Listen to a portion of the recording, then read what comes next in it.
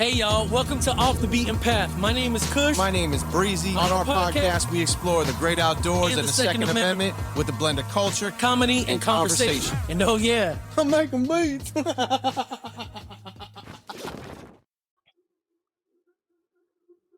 All right, everybody. We want to welcome y'all back to another amazing episode of Off the Beaten Path. Off the Beaten Path. Y'all know me. Y'all know Breezy and his little gnome hands. They're going to be sitting there chopping up another beat. But we have an amazing guest tonight, and we were going to do the intro, but we decided to throw it to Tess. And so, Tess, for the people who may know you and those who don't know you, tell us a little about yourself. Well, first off, thank you for having me. My name is Tess Salb. I am currently the Director of Marketing and Communications for High-Vis Shooting Systems. I have been a competitive shooter since the age of 12, and I started instructing with the focus mainly on women in 2019. That's awesome, and I want to say that like we did do a little bit of a digging on you because we're like, oh, she's an all around like badass, and it's like, what questions can we ask that are just different? And so the goal of this podcast is to tell the story of how minorities, and part of that is women moving into the space, how you got started. So you said you started shooting at 12, right? Mm-hmm. Yes. Okay. Now, in doing some of our research, is this right? At 15 in 1996, you were part of the U.S. Olympic team? Yes, I was part of the Olympic development program for the sport of modern pentathlon, which at the time was running, swimming, shooting, fencing, and horseback riding. And the ironic part of it was that it was not yet a sport in the Olympics for women. We could compete in the Pan American Championships, the World Championships, everything else, but we did not have a spot in the Olympics yet. And in 1996, they were going to take it out completely, which would completely destroy the sport and just be the end of it. So they recommended that a bunch of us go into individual sports. And at that time, but a lot of us women were going into college. So we went to, I fenced, all of us fenced through college. And then I also tried out for the shooting team. So I started my path in shooting and ended up qualifying for the 1998 World Championships in International Pistol, and then made it to the 2000 Olympic trials. So I was two sports, but 5 sports in a short amount of time. You see how she casually dropped fencing in there? Yeah, that is amazing. We both lit one fencing. We're Wow. like, fencing. Well, my dad. Well, shout out to the 90s. It was probably the best decade of modern life, right? Mm-hmm. But my dad would sit us and have us. Yeah, exactly. We need a DJ horn. My dad would sit me and my brother down and be like, "You guys have to watch this," and we would just watch hours of people fencing. And it's like, this is intense because technically all it is a touch. Now, you did just give us a real brief overview of how much of a powerhouse you are, and I want to unpack that just a little bit, or a lot of it, I guess. So what came first? What was the first sport that you got into? Horseback riding. I went to a birthday party at 5 years old, and they gave pony rides at the local barn. And I grew up in a small town in eastern New Mexico, a town called Hobbs. So it's an oil town. It's on the edge of the Permian Basin. So there's not a lot to do there. And especially there wasn't a lot to do there in the 80s and the 90s. So sounds like there wasn't a lot. Yeah. So we went to the local barn for our birthday party for the pony rides. And I came home and told my mom, I was like, I love horses. And she owned a dance studio. And at the time she was a professional dancer, had a lot of offers to go professionally and, Broadway and Los Angeles. Wow. And yeah, she has a very interesting story too that we might get into. It's along the way, but anyway, so both of my parents actually did, and the one thing that they wanted me to do as an only child was they really wanted me to choose my own path in life. They didn't want me to dance just because my mom was a dancer and she owned a dance studio. They didn't want me to go into science just because my dad was a scientist and that's what he did. Or, they really wanted to encourage me to step outside of the things that we were already doing as a family and kind of figure out who I was on my own without those influences. And so one of her dance students actually owned, they bred racehorses and they were next door to the stables. So they got me into riding lessons. And then fast forward to 2012, or sorry, not 2012, when I was in 8th grade, my father he had gone back to school to get his PhD in psychology. So he was doing his internship in San Antonio, Texas, and found a place for me to horseback ride. Because at the age of 5, I had also announced, after I had started taking riding lessons, that I was going to go to the Olympics in horseback riding. And my parents were like, okay. That's awesome. That's a little far-fetched, but okay, little one. And look at that. Yeah. So when I was in 8th grade and my dad was in San Antonio, he got me into a riding place called Colonel Russell's Equestrian Center, and they were actually training Olympians. And they said I was really good, and that that could be my path. But most Olympians were in their 30s, and I was 12. So they introduced me to the sport of modern pentathlon because Johnny Russell Jr. was the owner's son, and he was heading up the junior program for pentathlon. Wow. So that's actually how I got into modern pentathlon, because they said, well, here's another avenue to get into the Olympics. Jeez. And I just said yes. You were like, jumped off the horse and grabbed the. I just whatever. I would ride a horse for any reason. Like, I need to shoot a gun, I need to fence, I need to swim and run, and okay, fine, I'll do it. There is a lot to unpack. I don't know if we'll have time, because you have it's like, what is it, like an onion? Yes. I smiled because I have a funny story. Maybe we'll get to it, about when I was on a pony for the first time at a birthday party and it took off. Oh no. Yeah, it was. That's why I giggled when you said that, because I instantly, like, core memory popped out, and I'm like, oh, two different. Oh man, I was so ends of the spectrum. Of an Olympic athlete looks like on a horse. That's what I looked like at this birthday party. So visually, you can picture that. I can guarantee you that every Olympian out there has looked just like you on that pony at some point in time, and they probably still do. That's just not what you see on TV. It's not their highlight reel. Real quick, hold on, really quick, because you got to be chopping the beat. So what sample do you got for us tonight? Well, you have to let the people know what our theme is this season. That's right, of course. Yeah, we're very intentional with season 2. Yeah, it's ladies only. So this entire season is exclusive for the ladies. Nobody else. With that in mind, I wanted to keep it lady theme with the samples I'm chopping. So this is what I got. Can you hear it all right? Yeah, you can hear it.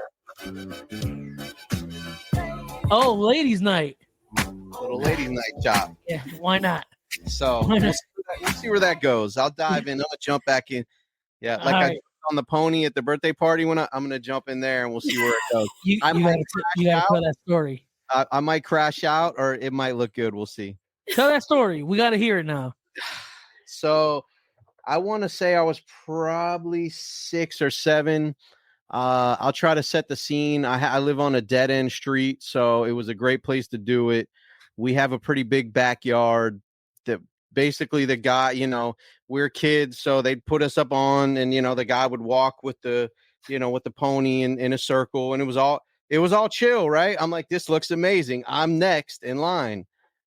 I got on, something startled the pony, and it took off running.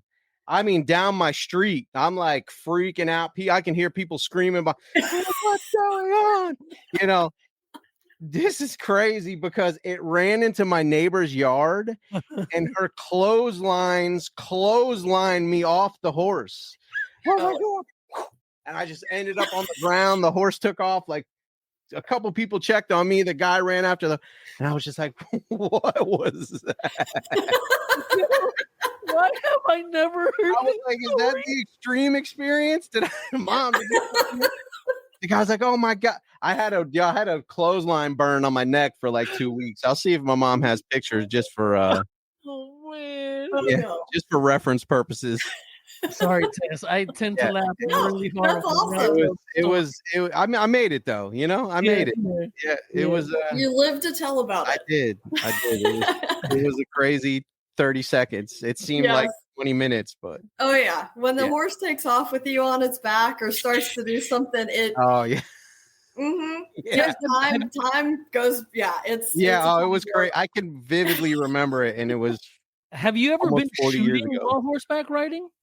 I have not. No, I have never done anything like the cowboy mounted action shooting. But I get people all the time asking me if I would do that, or if I would do a bunch of people want to do the bow and arrow thing. Yeah. But I will say I've heard. So, kind of jumping forward a little bit. The IPSC World Rifle Shoot is going to be in Mongolia in 2028. Wow. That's one of the teams I want to try out for. And apparently they have like quite the nomad style, and you can do horseback riding and learn to do the arrows off horseback. So that might be a secret motivation for me to make the team. Yeah. You've done everything else. Why not? Yeah, right. Check another box. Yeah. Right? Yeah. Exactly. Where you going? I'm not as good with the bow and arrow, but I like to, I just think it's romantic. Like when you see those girls riding on like social media, I'm just like, oh my God, that's like so romantic. And everything's so like super slow-mo. Yeah, and their hair is flowing and the horse's mane is flowing. And it's just, I don't know. I think it's like every little girl's dream is like. You know what I love about you, Tess, is that okay, I know we're kind of jumping around here. We are jumping around. Guys, she's a professional. She's a professional competitive shooter. She's a 7-time champion. Just like I said before, she's a powerhouse. But I love hearing Tess, and I'm talking like you're not here. What I love hearing about you talk is that you still have this very much feminine energy to you. And we had a guest on. I think it was the last episode we did. We were saying that like she still gets her nails done. She's very girly because there are some pockets in the space where, there are certain women who just stop getting their nails done because, it doesn't make sense if I'm going to, go shooting 4 or 5 times out of the month. And it doesn't like really feel natural. But I love that you're still very much like, no, like you have this feminine energy to you that you own, and your personality radiates that. And so I love that because, Rob and I, we're really big on empowering women, and that statement leads into this. So when did you decide to start shooting competitively? So after the 2000 Olympic trials, I decided to graduate college, and I retired from shooting. Because when you're in the Olympic program, it is almost a full-time job. And I was also a full-time student at the University of Notre Dame. And I fenced 3 of my 4 years. I took my junior year off so that I could focus on the Olympic trials. But I spent every holiday at the Olympic Training Center, every summer at the Olympic Training Center. So by the time I graduated college, I had a boyfriend. I thought I was going to get married. I thought I was going to do all the things that come next, and that didn't happen, but I got a job in the firearms industry. So my first job was with the National Rifle Association. And so I just really wanted to get back to an industry that had given so much to me and kind of helped me get as close to my dreams as I could. And because obviously I didn't make the team, but I was in the top 8. Yeah. So anyway, I just quit shooting for a while because I told myself, I'm just done. I don't want to do it. And then about 2012, I got the itch to come back again. And at the time I was working for FN, and they, some of the product managers, we were hosting the 3-gun national championships, and I was the marketing girl. I was selling t-shirts and hats at the marketing stand because that's part of my job. And one of the product managers, Tommy Thacker, came up to me and he said, hey, he was like, do you want to shoot some 3-gun? And I thought, yeah, that would be fun. I haven't done that in a long time, haven't really shot at all. And so he said, okay, come early tomorrow and wear this, whatever. And I just thought, I'm going to shoot a pistol. I'm going to shoot a rifle. I'm going to shoot a shotgun and call it 3-gun. No. Larry Houck was one of our other product managers, slapped a belt on me. They put a pistol in a holster. They strapped a rifle to me, and they handed me a shotgun. And I shot the national championships. The only thing I knew how to do was shoot a pistol, but I didn't shoot 9 mils. So the whole holding it with 2 hands was different. And then, rifle, I didn't know about offset. So I didn't know that there was the distance between the scope and the barrel. I didn't know what any of that was. But I didn't DQ. And so then I kept showing up to places that they had asked me to show up, and then they put me on the team. So that's kind of how it started. And I've just made it fun. I've always promised myself I wouldn't make it a second job because I know how in depth I can get with things. And so to this point, I have shot more in the pro category, but I've done it for fun. That's awesome. Because that's cool. Sorry to jump back to the Olympic. That's like a super small caliber, or what are you guys shooting in the? In the Olympic program for pistol, they shoot air gun, which is .177, and they shoot 22. So it's 22 long rifle. Okay, for the Yeah. So for pistol, it's those 2 calibers. So it's just a very small caliber, but smaller calibers can sometimes be harder to shoot because you have to be more accurate because the bullet is moving slower. Yeah. So my fundamentals are money. I'm just not a fast shooter. Hey, that is a bar. That's a bar. That is a bar. Because I was wondering, I was curious, like how it translated. When you jumped into the 3-gun, where you like, oh, okay, I'm getting my bearings and applying some of those fundamentals to the 3-gun. But there was a learning curve there. Shooting fundamentals are the same, regardless of which discipline you shoot. Right. Your stance may be a little bit different for your long guns versus your handguns. Also, depending on if you were, whenever I was shooting international pistol, it's all precision. So my stance was much more rigid and like my feet were set in a certain position. And it was all about decreasing movement from the ground up, creating the most stable platform. Well, when you shoot action sports, you want your feet a little bit closer underneath your hips, underneath your shoulders, more of an athletic stance so that you can be more mobile and move right, left, forwards, backwards, any direction that you need to go in a split second. So, but the fundamentals from the ground up is like stance, grip, side alignment, trigger squeeze, and follow through are all the same. And what's cool about our space, Breezy, this last season, like a billion freaking times. Hold on, you bounced in and out. Oh, really? Okay, you froze. It's a good freeze. This will be funny when we watch it back. Is last season we said this a lot, but it seems like anytime there's a gap in knowledge, depending on what discipline you're in, people will just flock to you so they can quickly teach you. And that's what we really love about this space. It's like, oh, I don't know how to do that. And then all of a sudden you're like, there's 20 people talking to me about how to. It's like you put up the bat signal. Yeah. They're like, what? Yeah. Shooting's one of those sports too. I think that, there's a bunch of people that want to take classes and they want like the secret message. They want the secret lesson or the secret word or the secret sauce to all of a sudden go from somebody like me to somebody like Lanny Barnes or Di Muller or, somebody like that, Becky Ackley. But inevitably, even the professionals, even Jerry Mikulik, they're just doing the fundamentals, but they're doing them so smoothly that it's fast. They have taken out all the bobbles, all the thinking. They think faster on their feet. They can perform the fundamentals, and it's second nature. They're not thinking when they're shooting. It's just like breathing. When did you realize, did you have that moment that was like, wow, I'm really good at this? Or did you just kind of like, I'm just going to keep shooting?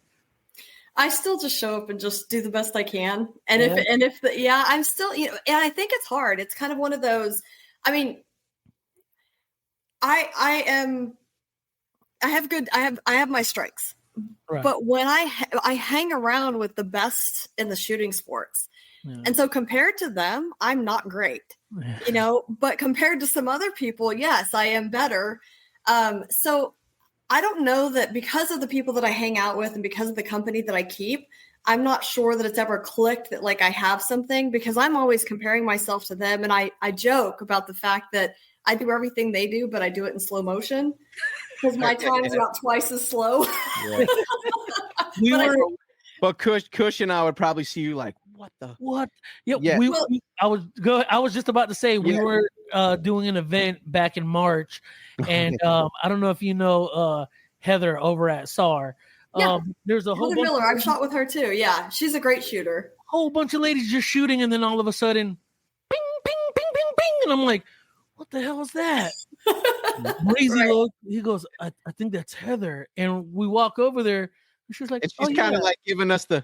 yeah, What are you yeah, gonna do? competitively, we're like, you just hit that freaking iron target at 30, 40 yards, ping, ping, ping, ping, ping, ping, and it's like, it's pretty cool to see, and I don't know, it just leaves us mind blown because we're a media team, we're marketing, we do all that stuff, so when we are working in the space, you get to see people who are novices, you get to see people who are extreme experts, and so the massive gap that exists in between those two is impressive because you do have people who are just ammunition snobs. They can tell you everything about ammo inside and out, all the SAMI regulations, and you're just like, oh my God. And that's kind of like goes back to what I was saying, is that it doesn't matter what discipline you are in this sport or in shooting sports, someone's going to step up and be like, hey, this is how you, I don't know, something basic, hold the gun properly,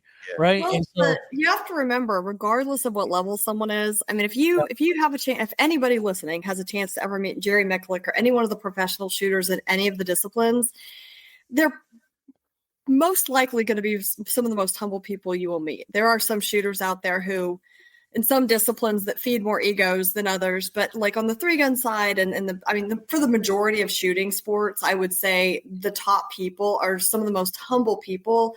But the most important thing to remember is that they started at the exact same place everybody else did. There was a day when they picked up a gun for the very first time. There was a day when they didn't know how to do the same things that you don't know how to do, or the very same things that they're teaching you, because somebody else had to teach them. And I think that gets lost in any sport when people look at professionals, and it seems like they just went from, like, they woke up and that they were just that good. right. That's funny because I picture Jerry doing that, like, wake up, Jerry, and he just starts hitting targets in the dark. He came out of the womb that way. I mean, he might be, he might be the one. He and Tiger Woods and some of the other people like that. But at the same you're right. time, 100%. But, well, I mean, I just shot a match with him this past weekend, and it was funny because at the beginning of the year, we shot a match. We were on the same squad, and he was giving me a hard time about shooting off my magazine. I'm shooting a category called tactical optics, which means I can have very little equipment. So I can't have anything on my rifle other than my magazine, and like I can't have a bipod or bags or anything for support. And we had to shoot a long range rifle stage off of this really bumpy rock. So that was really hard to get stabilization. Right. And after I got done shooting, he comes up to me and he goes, "Did you really shoot like that?" And I go, "Yes, sir, I did." And he says, "Well, did you hit anything?" And I said, "Yes, sir, I hit them all."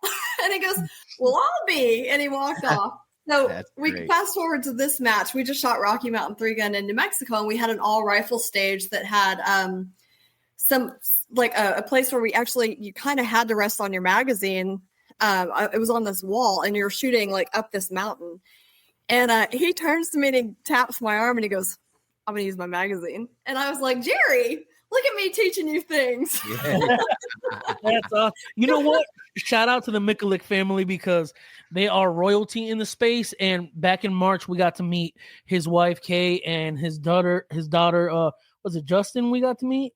Yeah. Yes. Yeah. And very humble people, amazing shooters. And, I didn't realize his wife is the reason why he got into shooting. And that's just an amazing story. And that just goes to show like how influential women are, not only in just like in this space, but in the lives of everyday people, right? Because my wife is from Texas. She's a good shooter. And when I got into firearms, I never thought about like, my wife, but she was like, "Yeah, I'm comfortable with guns." I was like, "Oh, really?" She's like, "Yeah." So, but I mean, we've also been married for 20 years. So you have that too. But anyhow, jumping back over. So fitness, obviously you're big into fitness. You're shooting all these matches. Talk to us about your fitness journey, because I follow you on Instagram and I'm like, man, she is a beast. And obviously when you're shooting, or I think anything that requires activity or physical movement, people should be training. How long have you been training like your body physically? I mean, I would say since I was very young, I grew up dancing, and then the sport of modern pentathlon. I mean, just those 5 sports, we didn't really go to the gym much. Then whenever I went to college and I was at the University of Notre Dame fencing, you have to go to strength and conditioning days.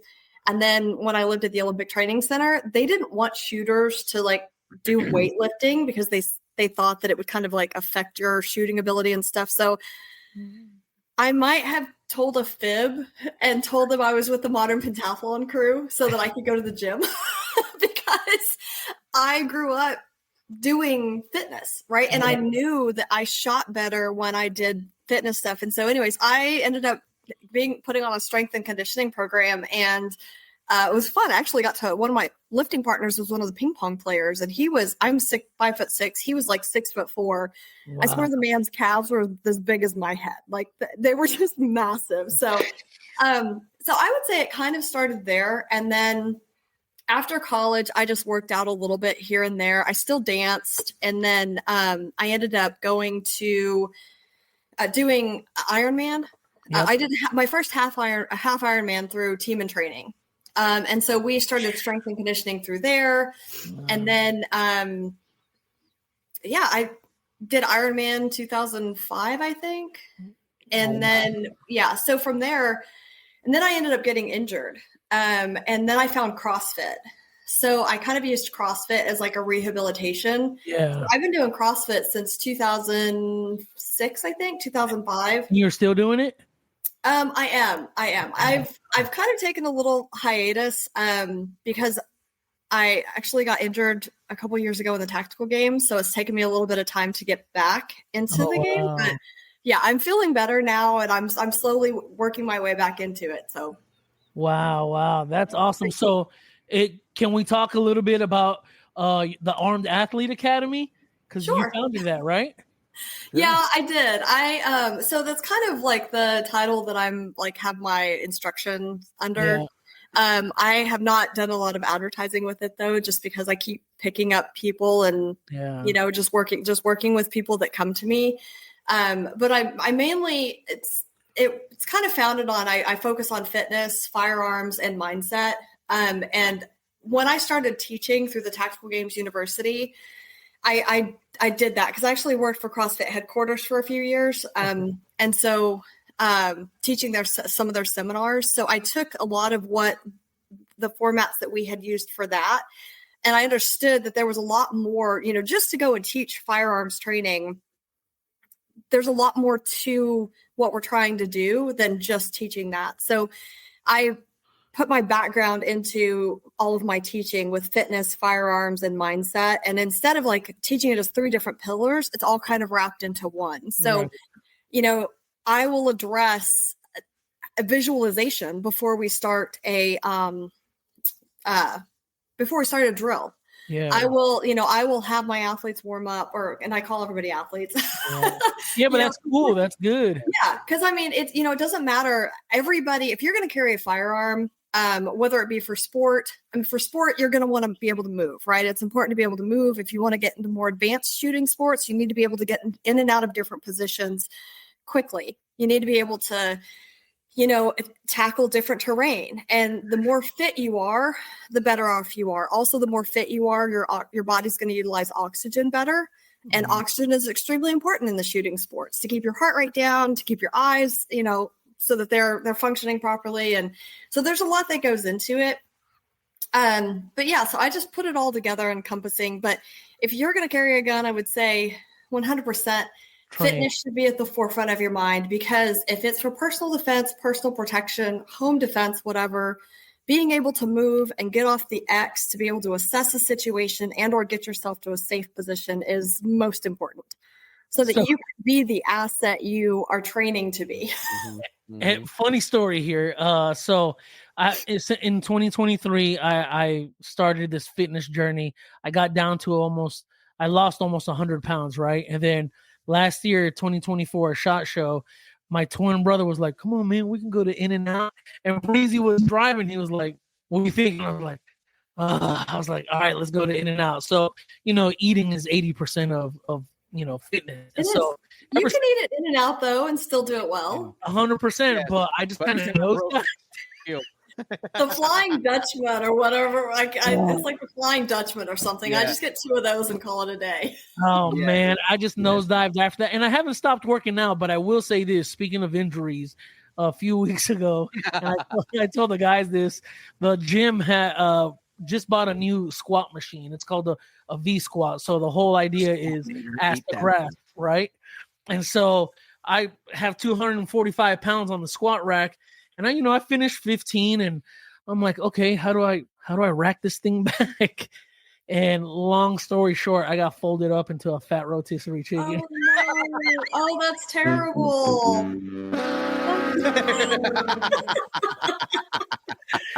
Yeah, but it was. Hold on, you gotta tell her about the guy that walked over to you when you folded up. This young guy walks over and he goes, "Hey man, you need some help?" And I'm sitting there like, "Yeah, I need some help. Get down." No, this is my favorite place to sit. Oh my God. It was hilarious. So I've just been focusing on walking like the last 3 weeks. And finally this week I started getting back into weight. But I was like, it was funny because my right knee collapsed and I was in this mirror. I can see myself and I'm like, I see it happening in slow motion. I'm like, and I'm like pinned.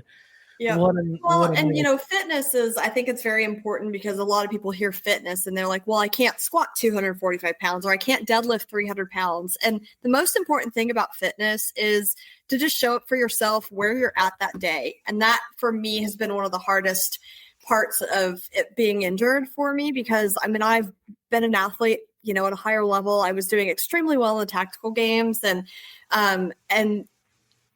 then all of a sudden I can't do anything. I injure both of my ankles, and I can barely walk. So the hardest thing for me, like there was a point in time for me as well that fitness was walking. Fitness was relearning how to walk. Fitness was, I did an ab program online every Wednesday night, just so that I could do some sit-ups because I really couldn't do much after ankle surgery. And anyway, so now I'm also struggling because it's been a few years, struggling to not compare myself today to the self I was 3 years ago. Wow. And so the one thing I just want everybody to remember is when I talk about fitness, I'm not talking about going out and lifting all these heavy weights. I'm talking about if fitness for you is walking into the gym and doing 20 minutes of cardio and then walking out, that's successful. And that's fitness. If that's all that you've done, it doesn't have to be to the extreme. The one thing that you do want though for fitness is you want to be able to do it consistently. Right. And so what I always tell people is start at a lower weight than you think you can do. Make it easy. Don't make yourself so sore you can't show up for the next 5 days. Exactly. That's not consistent. Getting noodle legs after a leg day, you're like, oh exactly. man. So for you, I hate to say it, I'd go back in there and I wouldn't put a single pound on that bar and I would learn how to use that machine. No, I told myself because I am an extreme person. I'm either all in or I'm all out. A lot of us are. And my wife knows. She's like, don't beat yourself up. And I'm like, I've done that weight before. I don't know what happened. And maybe it was my body telling me like, no, I can't do it today, but my mind wanted it. So I just told myself like my agreement with myself is I got to have grace. I got to be able to walk in. And that's what I always tell my athletes too, is I say, set the weight where if you haven't been in the gym in a while, set the weight that you think you want to do and then back off 10 to 20 pounds. And if you can do that easily and you can then do higher reps. So if you do lower weight, it's fine to do higher reps. You're still moving the same amount of weight over with math, right? But it's just over a longer period of time. But whenever you go heavier, you want to be shorter sets. So between 1 and 5 for the heavier weights. So, I myself I was going to CrossFit for forever. That's what I did for 20 something years. And now like I got to the point I couldn't even do that. So now I'm working with a trainer, and I mean, I'm doing sets of 3 sets of 10, 3 sets of 15. Yeah. And sometimes the weights don't get over 10 pounds. And it's okay. humbling, but I'm dying because I can't lift anymore. Because you're going for intensity, and that's equally as effective as you know the guy with 100-pound dumbbell doing it twice. Exactly. So the only thing though. I say about fitness is meet yourself, be realistic about where you are, and meet yourself there, and aim for consistency. Right? Do something you can show up for yourself every single day, because it going back to any type of life thing and or shooting or personal defense or whatever you want to carry for, or any of the firearms sports that you're in, it is helpful. So how often are y'all doing that? Doing What? The your classes, the Armed Athlete Academy.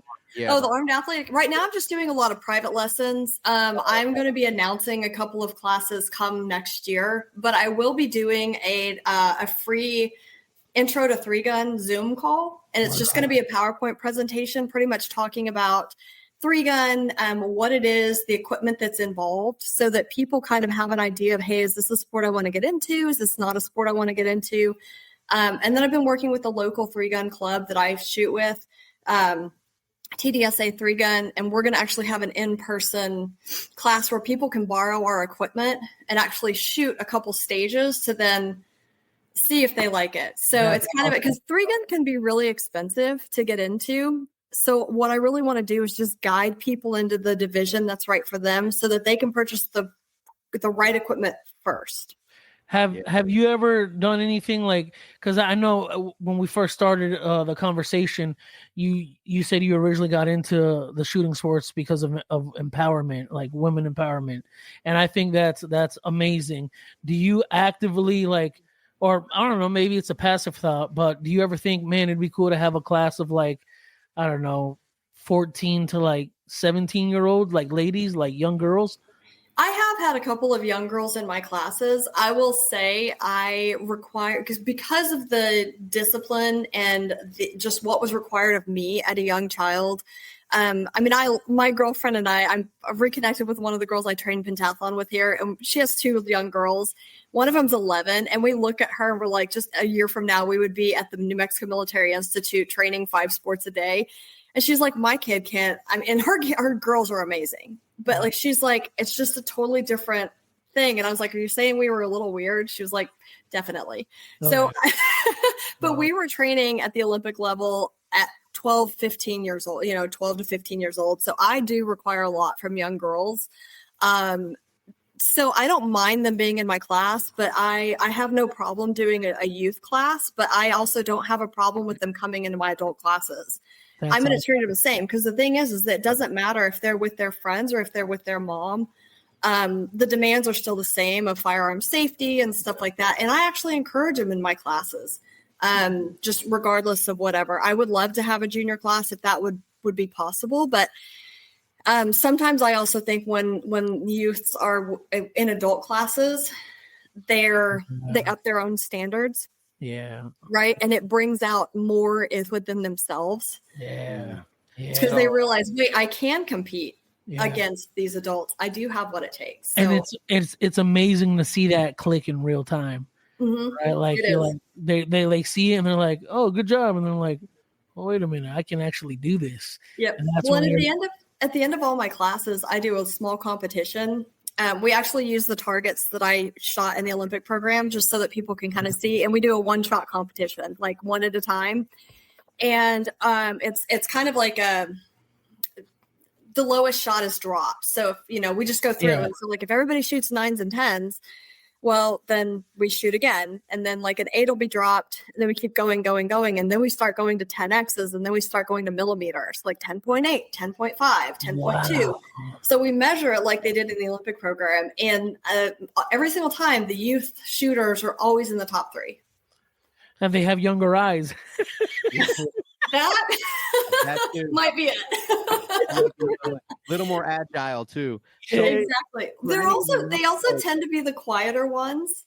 in the adult classes, they tend to be the quieter ones, and they're absorbing more. Whereas like a bunch of the other women are, they're being social and and stuff. And I mean, those young kids are like, they're like zeroed in, and I love to see that because I'm like, okay, they're gonna do well, So yeah. What advice would you have for like for the youth out there? Just where to start, somewhere to like step one for getting into. I mean, the first thing, especially like I didn't come from a firearms family. So for me, it was more so just I fell into the shooting sports. But what I would say is if it is of interest, go to your local club and, take a parent with you and then see if you can sign up for a class. See if there's like an intro to something class or sign up for a one-on-one lesson with something or with someone just to see if you like it, and then do that for a couple of times and see if you like pistol better, rifle better, or shotgun better, because pistol shoot, if you're bad at pistol, you may be amazing at shotgun or rifle or vice versa, And so I just say, try as much as you can before you commit to something. For me, I just happened to be told to shoot pistol, and it was like, you have to be good at this. And it worked out for me. Yeah. Right. We were at an influencer event, and it's a range day. It's essentially a range day where influencers are just shooting and creating their own content. But my twin brother, now I think you've seen both of us before, but you've seen me. He's my identical twin brother. He walks up and they have the skeet shooting machines, and they're like, they have a pair and they have the rabbit, and the guy's like, "Hey man, you ever shot before?" My brother's like, "Nah, not shotgun." He goes, "You want to?" He's like, "Yeah."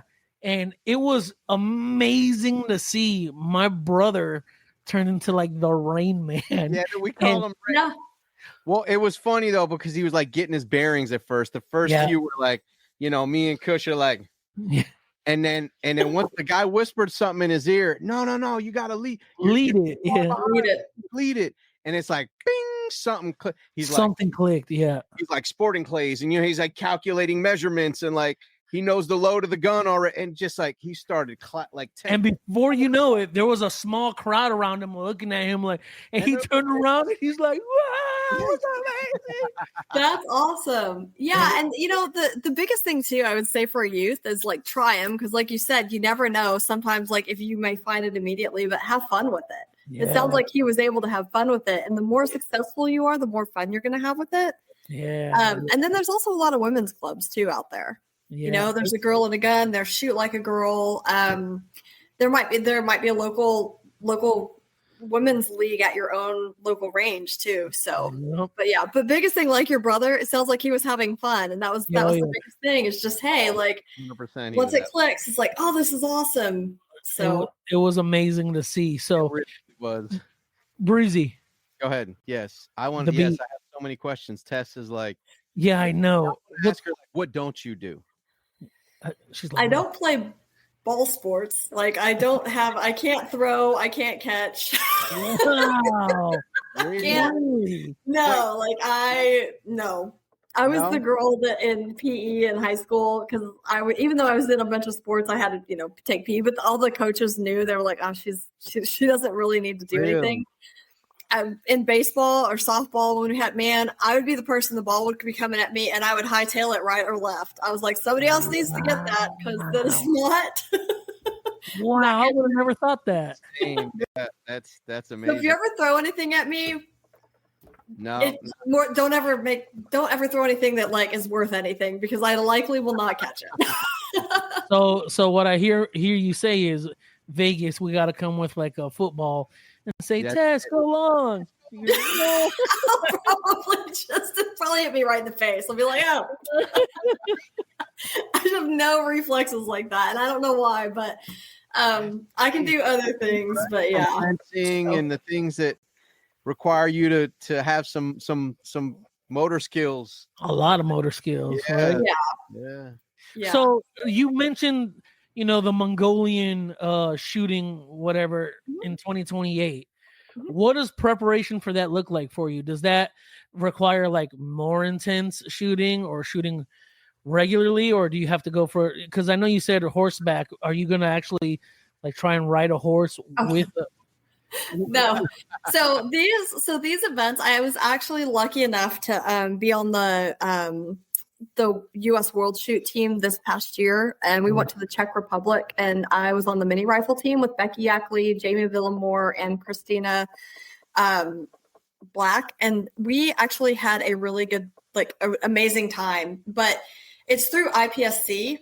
And so that is the International Practical Shooting Association. So USPSA is our U.S. governing body. Yep. And what they do is every year there's a major championship. So like this year was PCC and mini rifle, which was the first one ever. But then they're also, in a couple weeks, they're having the the pistol world shoot down in South Africa. Wow. Next year is the shotgun world shoot in Greece. And then the next year is the rifle world shoot in Mongolia. So so every year there's a major championship, and this is not based on the Olympics. This is based on action shooting sports. So it's a different governing body. So what you do is you have to train for it, and then you have to go to qualifiers, and you have to shoot in the top percentage in order to be able to be eligible for a team. Yeah, to qualify. And then right. USPSA sees how many slots that they get per division, and then they fill teams based on that. So, Wow. So, Man.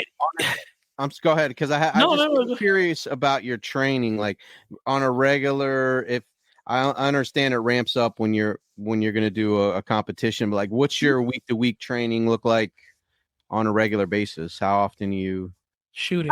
So for something like that, I mean, I work out every single day because fitness is huge, and the top shooters are in the gym constantly working out, trying to increase speed, motor skills, like you said, their ability to move quickly, because all of this type of shooting, it is accuracy based, but it's also very much speed based. Wow. So for us, it's more so like during the week, it's because I don't have access to a range out my back door. So I'm hitting the gym, and I'm also dry firing.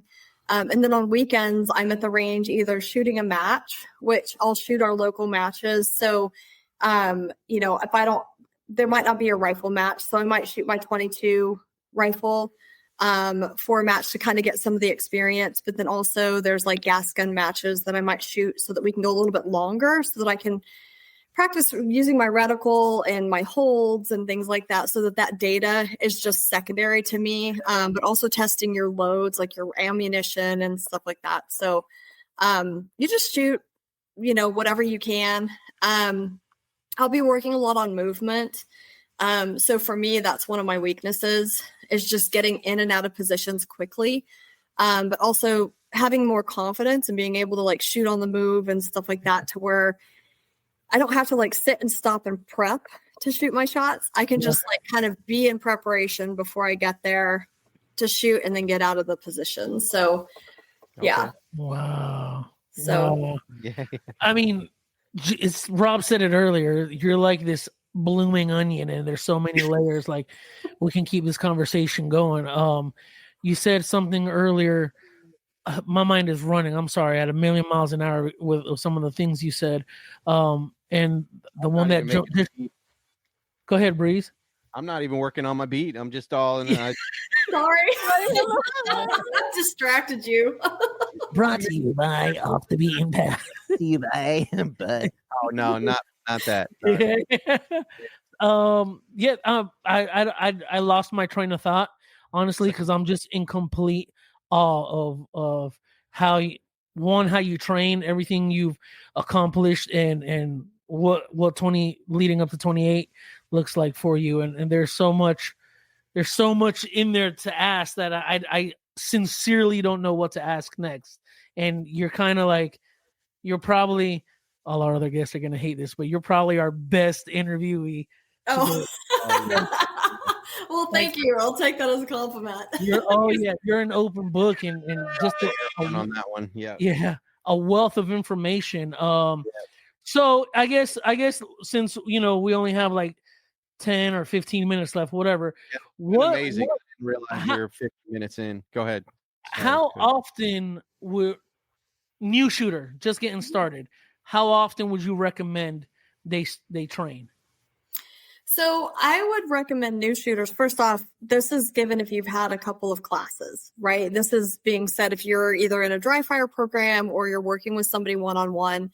I actually don't recommend anybody dry fire more than 10 minutes a night. And the reason is because if you can, especially when you're learning something, it's very easy to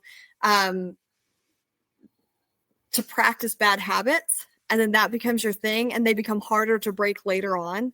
Yeah. Shooting, like I said, it's not that, it doesn't have to be a grueling program. And I don't even dry fire more than 10, 15 minutes a night. But what I do is I do focus on one or two things that I have written out, and I go into my training with intention, and I go for quality, not quantity. So that's what I would say. But the biggest thing because, you don't want to, and also the AMU, they did a study, the U.S. Army Marksmanship Unit, they did a study years ago where they said that, after 10 minutes, you start to decline. There's diminishing returns upon some of your dry fire training. So at that point in time, I just say, 10 to 15 minutes. But in turn, when I go to the range and I train, I spend the majority of my time dry firing at the range, and then I test what I've dry fired with 10 rounds of live fire. So I'm not shooting at the, so at home, what I say is, don't spend more than 10, 15 minutes, but go into it with intention. And a lot of times I will help my students write down a list of things to dry fire and train. And if you don't know what to train for, train the fundamentals. In 1998, I was in college at Notre Dame, and it was my freshman year, and I had to go to the World Championship tryouts, and I didn't have any time to train. So we worked with the university. They kept my guns in the security department, and I had 3 days to train all year. And so what I ended up doing was I would go to security at 5 a.m. in the morning when most college kids were sleeping. They would take out my guns. They would drive me around to the JAC, which was one of our athletic centers. They would put me in a squash court, and I would just practice my fundamentals for my air gun and practice my fundamentals for 22 dry fire. That was it. And I had my air gun, an air pellet box for my air gun, but that's all I could do. And I ended up making the 98 World Championship team just based on working my stance, grip, side alignment, trigger squeeze, and follow through. I just made sure that those things were solid. And I'm not saying that. I made the 98. Low key. And thank you for getting someone, because people hear I even hear dry fire. I've never dry fire. I mean, I've checked out a gun to, see how the trigger feels, but I'm not actually doing any form of training with it. So right. I love that essentially you're just doing everything you would do with ammunition in the firearm without it. So or breaking it down. To me, your dry fire time is the time to break things down. Just focus on grip. Like, I'm going to shoot. So my dry fire program, typically, depending on time, if I have 5 minutes, I might say, okay, today I'm just going to work on side alignment and trigger squeeze, or grip and side alignment. And then what I'll do is I'll do 10 rounds of grip, dry fire, and I'll ask myself a couple of questions. Like, did the sights move? How did that feel? Could I do it consistently? I will also break my grip, put the gun down, re-grip, shoot one shot, put the gun down, re-grip, shoot one shot, put the gun down. So you're training yourself to identify inconsistencies and identify what consistencies work. When I do this, it feels like this, and this is what my sights do. And then whenever you go to the range, what you can do is you can kind of do something similar, and then you test yourself with live fire rounds. And then you say, okay, if your group is like this, then things are working. Yeah. But the other thing too is I don't get caught up in, when you're starting to learn, I don't shoot face targets. I have we spend a lot of time on blank targets because I want people focused everywhere behind the firing line.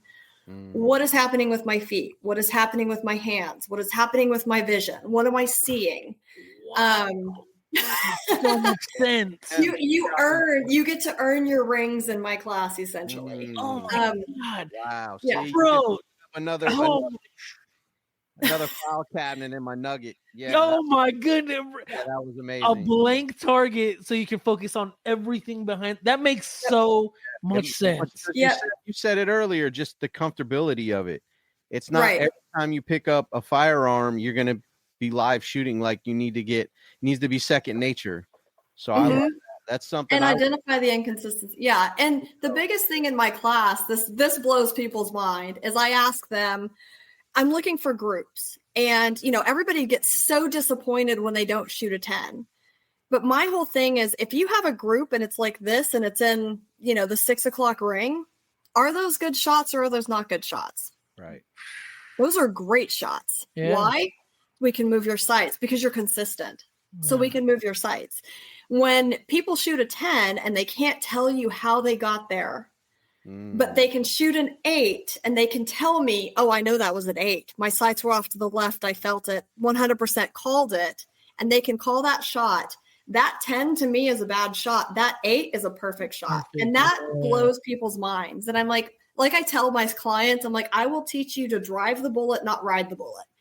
And I just think of like when people can't call their shots, it's like a bull rider in a ring. You don't know where the bull's going, but you're hanging on for dear life. Yes. Versus when you learn how to drive your bullet, it's a Formula One racer. And if I tell you to shoot that 8 o'clock number off the target, you shoot that 8 o'clock off that target. So that's kind of the difference. That's where I start my students. It's very much precision based, very much fundamentals based. But then they have a strong foundation to go any direction they want to go to and have confidence to step into anybody else's class to teach them the speed and the other things like that they need to know. Wow. Yes. Wow. I literally don't know what to say. I'm just like, holy moly, guacamole. Right there. She came out shooting. Yeah. Tess on fire. Tess Curry. Yeah. Wow. That was great. So, I mean, like I said earlier, we can have this conversation all night. But I want to go ahead and wrap this up here because that was great. I think we definitely got to have you back on the podcast. I would love to. Yeah. But you gave so much advice, and I think there's so many nuggets within what you said that it's just. I think you are the episode. Like we could have just said, "Hey, Tess, just tell us about you," and we'll just sit back and in amazement and take notes. But I want to say sincerely, thank you so much for joining us. I love again your story from being 12 years old and working your way through the ranks, especially in the space, and you're a trailblazer to say the least. You're a powerhouse again, to say the least. I can't threat. I mean, there's just all the yeah. If one of our favorite people in the space, we love seeing you at events. Yeah. Thank you guys. You guys are amazing as well. We appreciate all that you're doing for the firearms industry too. Thank you. Yeah. And guys, thank you for tuning in for another. Wait, Tess, where can people follow you and find you? What's your social media handle if you want to share it? So, that's fine. On Instagram, I am shoot_4_gold, or on Facebook, I'm Tess Salb Shooting. Awesome. Cool. Awesome. I'm gonna there it goes. I put it on this banner. Yeah. And for the people listening who don't have video in 2025, it is shoot_4_gold. And yeah, Tess, thanks again for your time. Out. Yeah. Thank you guys. Thank you, Tess.